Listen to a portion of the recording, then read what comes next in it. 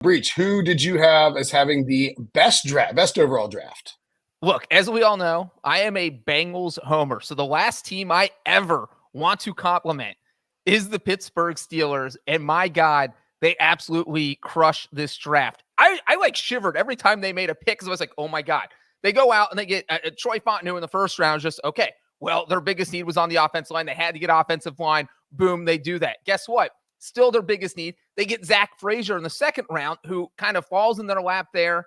And it was just like, all right, well, now their offensive line is better. And then we just talked about Peyton Wilson back there in the back end of the third round. And it was just like, how do these players keep falling to Pittsburgh and the Steelers making these perfect picks? And, I kind of glossed over even the Roman Wilson pick. I like that at receiver. It was just the first four picks I felt like were all home run A-plus picks. And so, the Steelers came out of the first four picks. Just a better team. They are a better team after this draft. And that's what you want to be able to say when the draft is over. And Pittsburgh can absolutely say that. The Peyton Wilson one we talked about, it makes sense. They, like you said, they needed to fix the interior of their offensive line. Anytime the Steelers draft a wide receiver relatively early, it always puts my antenna up because they are just an absolute factory at plucking these wide receivers out of obscurity in what is supposed to be a loaded class.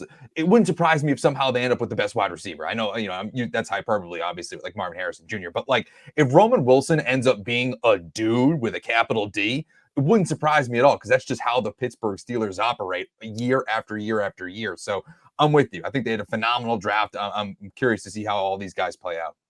Yeah, so with the Roman Wilson thing, and I would tell you, like, no doubt about it. I mean, we see it. There's like 10 or 15 guys that have been second round, third round, fourth round, fifth round. I mean, I think Antonio Brown was fifth round pick or fourth round pick. I remember the first Super Bowl I covered, he was on the floor. Like he didn't have a podium. He didn't have a podium. He was a part-time player. But they crank these guys out for sure. The one caveat I would throw in there is that I'm curious to see if that maintains its level after Kevin Colbert leaves. And I think there's a very good chance it does because you have all these scouts in place who are finding these guys. It's not like Kevin Colbert's just masterminding a list of wide receivers. But I think that's at least worth monitoring, especially with Roman Wilson now. And for the superlatives, I had team most likely to show up to work with a lunch pail. It's this draft class for the Steelers, man. I mean, you're talking about those two offensive linemen. The second one, I think Chris Trapasso wrote, has a wrestling background. So you're talking really physical. Then you get Roman Wilson, who the second he's drafted, the highlight for him was watch this guy block in the run game. And then you have Peyton Wilson, downhill pursuit linebacker who's also great in coverage, and it's just like a hard-nosed blue-collar guy that says he's going to love him. So this draft class, I think, really, really embodies everything you think about when you think about the Steelers, when you think about Mike Tomlin, when you think about French fries on a turkey sandwich, Primanti Brothers and your lunch pail. And it wouldn't be – look, Arthur Smith, huge run-heavy offense. I wouldn't be surprised at all if the Steelers – if this draft class clicks the way that we think it could, if the Steelers are right there, and obviously one of the quarterbacks has to click too, but the Steelers are right there challenging for the AFC North this year. Sully, who do you have for best draft class? I'm going to go with the Washington Commanders. Obviously, you bring in Jaden Daniels with the number 2 overall pick.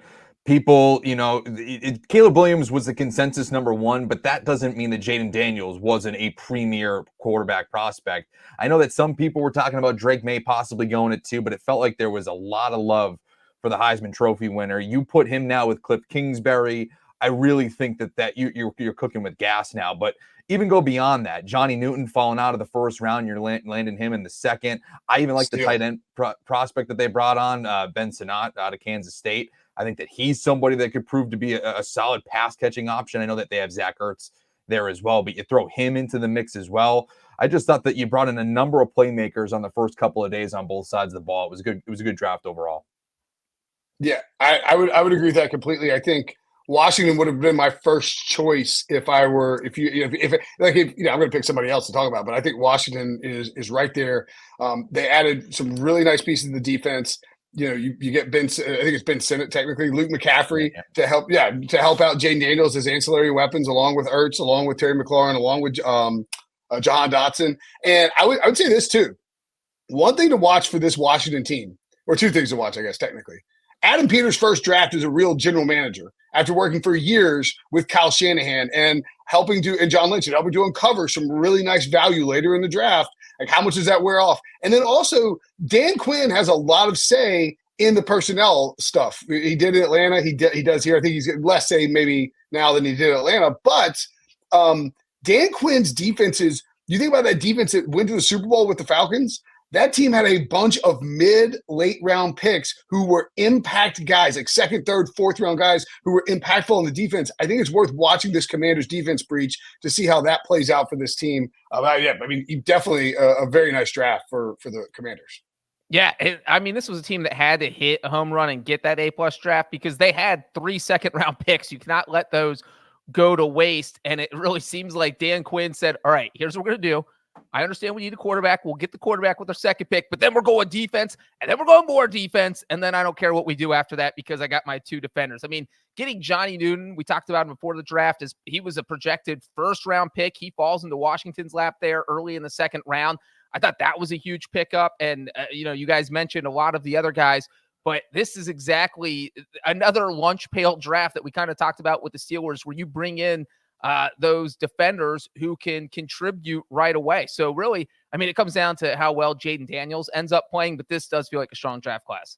Yeah, really strong draft class. And it's like, look, if Jaden Daniels hits, it's just one of those situations where sort of like the Steelers, and you can toss Russ and toss Justin Fields into that Steelers draft class if you want, I guess technically, but like if the quarterback hits, and a couple of these pieces like jive with the roster, all of a sudden, you have a team that, people will be talking about the Bears as the playoff contention buzz team, but Washington certainly could be in that mix as well. I'm going to go with the playoff team from last year. I think Breach had this as an alternate option, but I mean, you know where I'm going, baby. I'm nothing if not a homer.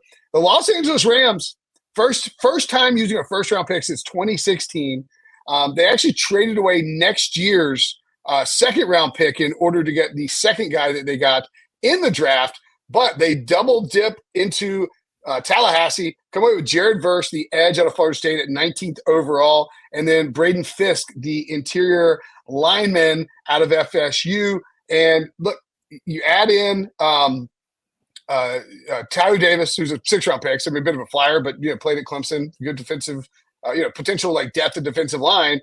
And you really have this sort of kind of 3-headed monster maybe that you could toss in where you hope to Frankenstein your way towards reproducing like or recreating like, I don't know, 70% of Aaron Donald's production. Like, you're not going to be Aaron Donald, but you add an elite pass rusher and you add one of the 2 or 3 best interior defensive linemen in this class.